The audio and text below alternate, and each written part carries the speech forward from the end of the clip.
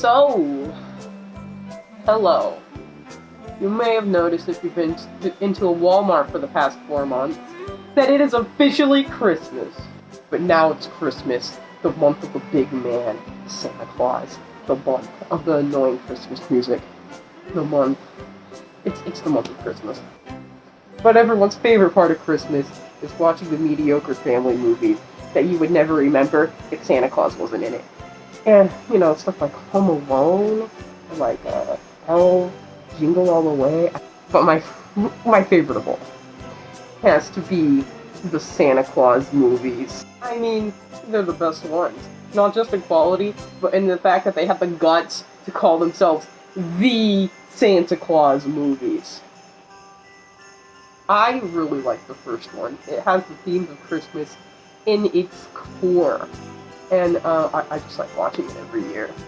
And despite all the plot holes, it must have been at least decently successful. Because it got 2 sequels, Santa Claus 2 and Santa Claus 3 Escape Claus. And, like, 20 years later almost, they have released a show with 2 seasons on Disney+. Likely a 3rd coming next year, but who's to say? Wow, I would love to talk about the first 2 movies on a later date. Today, we're only going to be talking about one of them, my personal favorite, Santa Claus 3, The Escape Clause. My personal favorite Christmas movie. But, before we do that, remember to like, share, and subscribe, because I'm legally obligated to tell you to do that. The primary thing you need to talk about in a movie review is the plot. And we're not going to skim over it like with the Lilo and Stitch movies, because, like, you know, I kind of expect you to really see them. Santa Claus, you're not gonna sit through Santa Claus 3 just for this, are you? So, let's just get into it. The movie opens with Carol Newman, aka Mrs. Claus, telling a story to her new class about how her son was born, and subsequently, the story of Santa Claus 3. Carol is pregnant throughout the movie. That, combined with Christmas being in a few, days, is a lot of stress at the North Pole. And Carol just wants her, quote, bigger family. So Scott Calvin, aka the Santa Claus, gets her parents alongside his ex-wife, her husband, and their daughter. And they go to the North Pole. And they also turn the North Pole into Canada. But before Scott gets the family down, he has a meeting with all the holiday figures. In that scene, we are introduced to the one, the only, Jack Frost. Jack Frost is one of my favorite villains in all of fiction. He's up there with the likes of Frieza and Mephistopheles. He's funny, manipulative, cunning, and pure evil. His actor, Martin Short, steals the show in almost every single scene he is. Oh, but not almost every, just straight up every scene. As for the plot, Jack Frost would do anything to get his own holiday. He feels shunned by being, quote, the herald of a season, not a holiday. Every single person, including Santa Claus, votes to get Jack Frost off of the Council of Legendary Figures, but Jack has an offer to stay in. He offers to help out with Christmas. You know, help the elves, help make it look like Canada, and stuff. Scott really needs this, as an entire continent could go without toys this Christmas. I'm not even making that up, they say that in the movie. So, he takes it. Jack Frost, he's gonna help us out. Definitely. But let's not get ahead of ourselves. We still haven't introduced the in-laws, Carol's parents. They are comedy gold. I like how her dad, at no point in the movie, he very clearly just doesn't buy what's going on. He's just like, bro, what? And I love their excitement of becoming mother and father-in-law Christmas. It's great. Anyway, I've got 20 seconds without mentioning Jack Frost. I'm bored! Jack Frost, at the meeting from earlier, hears of something called the Escape Clause.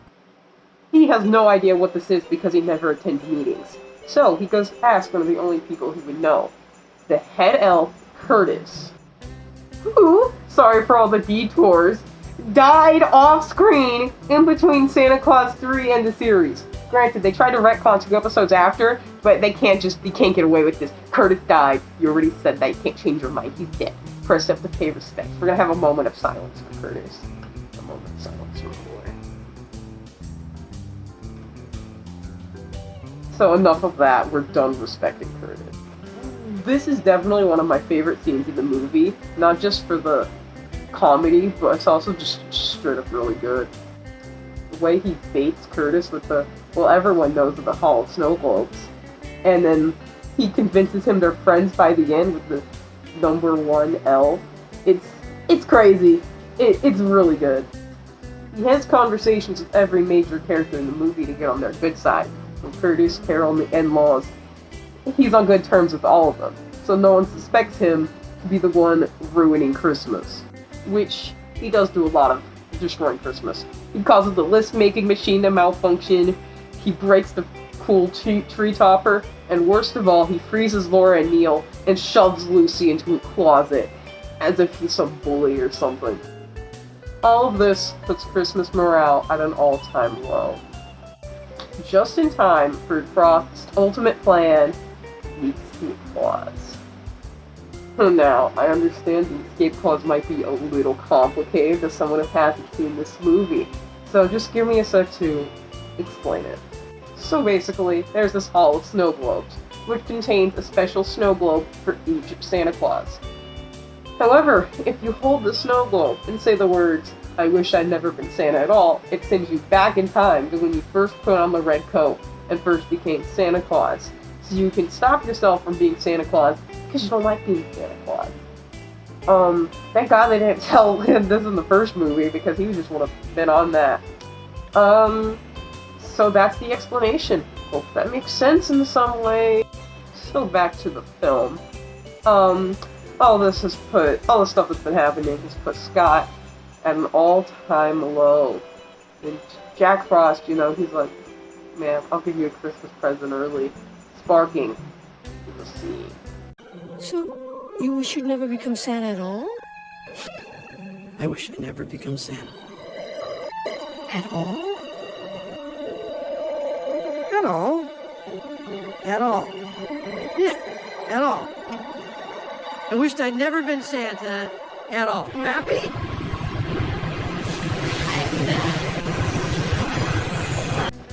This scene was what initially sparked the obsession with this character and movie. Me and my brother would just quote this all the time, and then extended to more quotes on ironic love for the movie, and now I just love the movie and character way too much, unironically. Anyway, Scott being duped into saying the thing puts him and Frost back in time, where Frost puts on the coat and officially has become Santa Claus for 10 years. In this alternate timeline bad ending version of the Santa Claus series, Jack Frost has turned the North Pole into an amusement park, where Neil takes Lucy every single year. However, Scott and Frost both remember the events of the OG timeline. So Scott quits his job, goes like, "Laura, what's going on?" She tells him her and Neil are divorced, and Neil's up in the Pole, where Santa goes. He sees it, it's just terrible. All the elves are basically slaves. It's basically just Disneyland. We're watching a parody of Disneyland in a Disney movie. So that's pretty goofy. He quickly runs into Frost, now Santa Claus. He looks like this, pretty cool. And then they do the thing from Zootopia. Who said I wish I'd never been Santa at all? What? I said, who said I wish I'd never been Santa at all? Rudolph? Rudolph's mama? Okay, I've been trying to think of a good transition away from this scene for like 15 minutes and I couldn't. So, transition. Jack Frost sings an incredible villain song that I had in my head the other day. Unfortunately, we do not have a full version of it because it is cut short by none other than Lucy, which is a character I've barely mentioned despite being really important. What is that? I just find her really boring. The only real personality trait I could think of that she has, other than being a little girl, is collecting snow globes, and she just feels so nothing compared to Charlie. And like, her acting isn't laughably bad, so there's really just nothing I'm attached to, so Anyway, as for the movie... Yo, it's me, Editor Ryland, and I'm here to say, I don't think I clearly made my point here. I said her acting isn't laughably bad or anything, as in, if the acting was laughably bad, I would probably care more, because then the acting would be, like, hilarious. But instead the acting's just okay. So, yeah, that's me clarifying my point. Back to the video. Lucy retrieves this Jack Frost snow globe and chucks it over to Scott's hand. However, she misses and it lands in Frost's hand. Now I know what you're thinking. How are they gonna get him to say, I wish I'd never been Santa at all? Well, he may have been recorded earlier saying you're worse. You're just a guy who smells like a cookie. Say, I wish I'd never been Santa at all. Now who said that? Rudolph! So, yeah, they go back in time. Scott puts on the suit. Lucy hugs Frost, and then he becomes good now. And, Christmas has been saved. Oh yeah, Lucy has powers. Doesn't even make any sense. How can Lucy have magic powers? She's not related to Scott in any way, shape, or form. She's the child of Laura and Neil. Unless... Well, now that we've come to that chilling conclusion, that's the movie. Look, it's not really trying to be anything incredible unlike the first two movies, and while the first movie did work having like nice themes and stuff, the second one's kind of just... It knows it. The third one knows it's schlock for families, and it has fun doing it. So I think we can all agree this movie is amazing. Isn't that right, Rotten Tomatoes? Well, Rotten Tomatoes is bullcrap anyway. Let's just check all the other sites. No, it can't be. This is bullcrap! How can everybody be wrong? How can nobody like this movie? That's it. I give up. I'm out of here.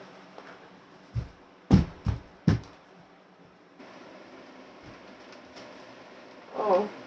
Hey, famous YouTuber Hillsip7. What seems to be the problem?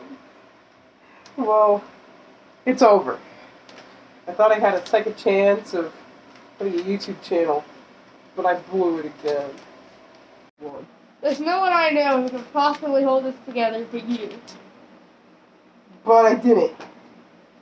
The critics resent me, my family's cringe, and my channel's a disaster. I was gonna wait till Christmas to give this to you, but I think you need a bit of a pick-me-up. So here you go. Come on, open it. I don't feel like it, Hillsip. Come on. No. Come on, you know you want to. Thanks, Hillsip. So what are times you wonder, like, Wonder what? Like, if this was all... Worth it? More than you know. This is one of those times, though. I wish I never filmed that first video. So, like, you wish you never become SFG kids at all? I wish I never become SFG kids. At all? At all. At all. Yeah. I wish I never become SFG kids. At all. Hey, you happy? Wait.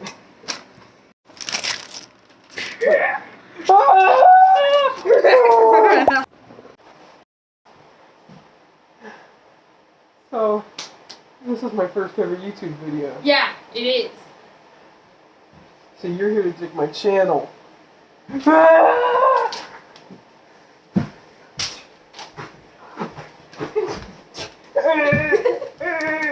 Okay. Oh! Oh! You hit me with a gun! Wait, isn't this stolen What? from Santa Claus 3? Maybe. Well, unlike Santa, I've come prepared.